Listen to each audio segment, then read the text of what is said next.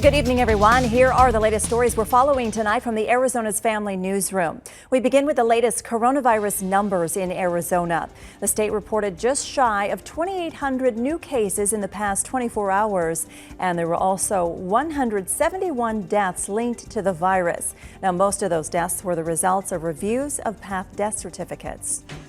Right now, our state has 5,500 COVID patients filling up our hospitals. The situation is so critical right now, hospitals in the valley are closing their doors to new emergency patients and diverting them to other facilities while they work to clear the backlog of patients they're already treating.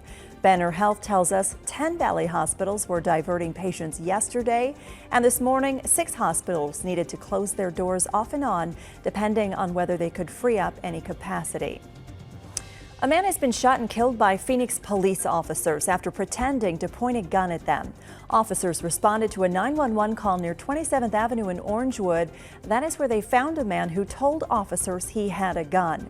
Police tell us the suspect pulled his hands from behind his back, simulating a handgun, and officers shot him. No officers were hurt, and an investigation is underway. This homeless man in Phoenix is accused of holding a woman at knife point, robbing a Circle K, and then taking off in that woman's car. The suspect has been identified as 27-year-old Dylan Joseph Timothy.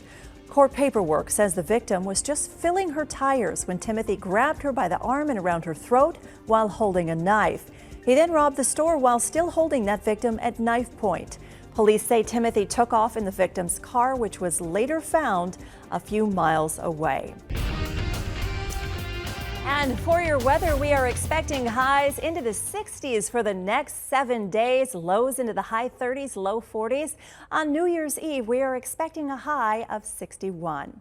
For updates on more stories that we're following from our Arizona's Family Newsroom, you can download our app, and you can also subscribe to our YouTube and our Roku channels. I'm Heather Moore. Have a great night, everyone.